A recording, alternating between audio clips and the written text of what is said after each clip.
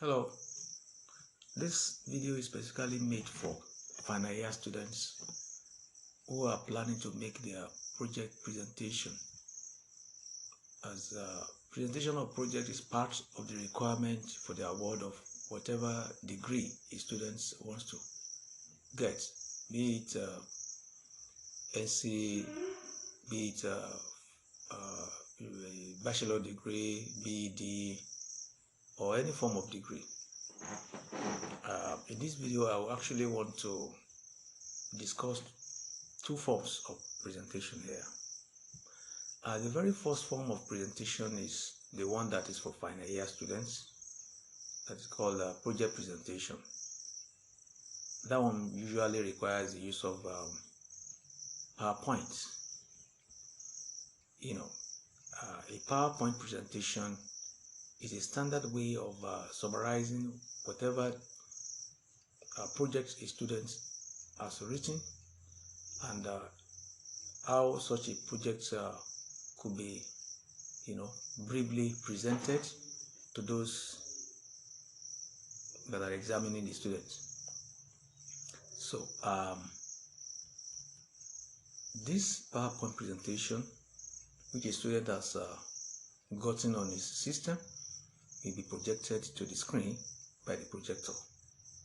So in the PowerPoint, students are expected to make whatever their project is about, make it a brief, precise, and abridged form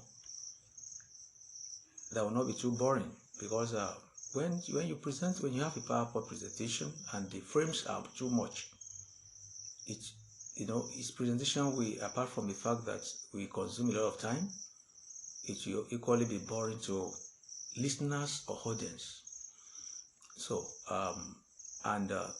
the content of your PowerPoint presentation usually are what you have in your original project, but in an abridged form. Okay, so a project we have introduction, chapter 1, literature review, 2,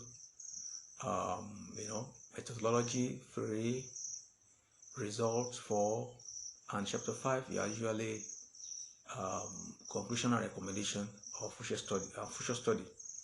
So you cannot present all this at once because you don't have all days, particularly when you are a final year student where your colleagues are equally going to present. So when you are asked to present PowerPoint, you have to summarize all this you want to present so that it will not be boring to your listeners or your audience.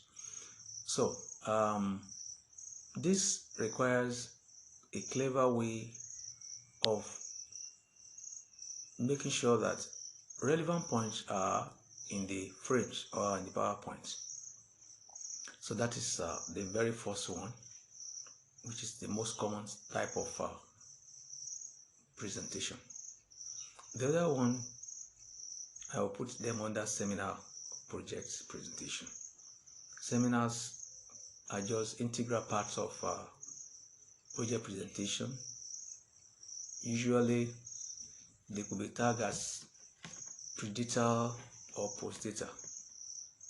Now this seminar 1 or seminar 2, as the case might be, most times might not require the use of PowerPoint presentation. So, but you'll be expected to present it in a very standard form such that the audience will enjoy what you are presenting. And how do you present, or how do you make how do you make a seminar presentation without the use of PowerPoint? Well, it is expected that a student should have a mastery of what is presenting. You cannot say everything in your presentation. Just like in the PowerPoint presentation, you are expected to have an abridged version of your project. Also, in the seminar presentation, you will be expected to have an abridged form of your presentation. It could have been jotted somewhere because you will not be expected to read directly what you are presenting, just like in the PowerPoint presentation for project final year project presentation. But how do you actually entice your audience? How do you make a very successful presentation? How do you, interest your audience with what you have written down? How do you make it enjoyable? Now, it is expected that when you start your presentation, you introduce yourself to us briefly, not to waste your time, because most times when you are presenting for seminars, you might be, particularly when the seminars involve other students and you are just like a heck of numbers, you have to be brief. Most times you'll be given 3-5 minutes to do your presentation. So introduce yourself briefly, go straight to the point. Now you start the introduction. Don't waste your time on the introduction. When we say introduction, you should be as brief as possible. Okay? Now, basically, if you want to go to literature review and you are given 3-5 minutes, you waste a lot of time on literature review. So what you're going to do is just briefly avoid the literature review by just scanning through. Yes, that's the truth.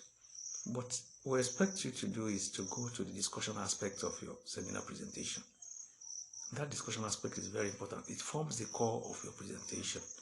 So what you just need to do is before you go for presentation, you must have understood that particular thing you want to put under discussion.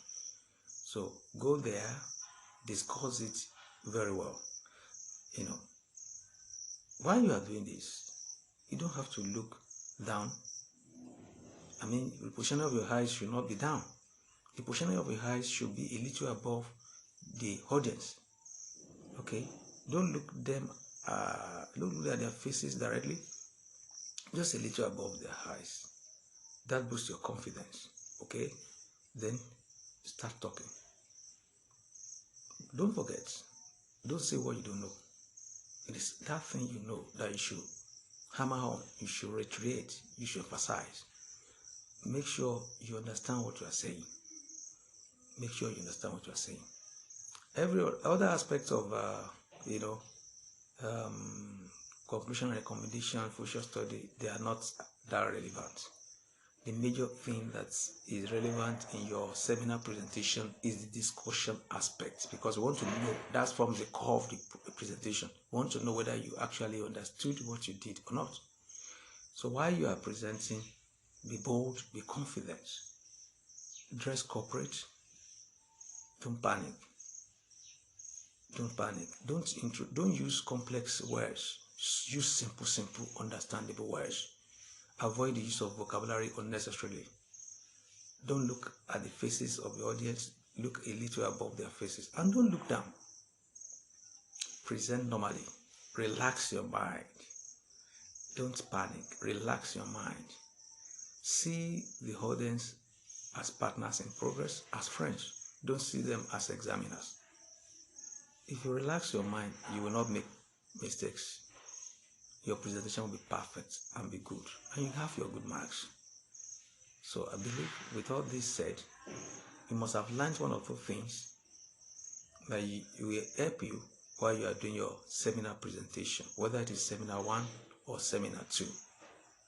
So do well to click the notification bell so that each time I upload a video, you'll be daily notified. I remain Dr. Hoji. God bless you.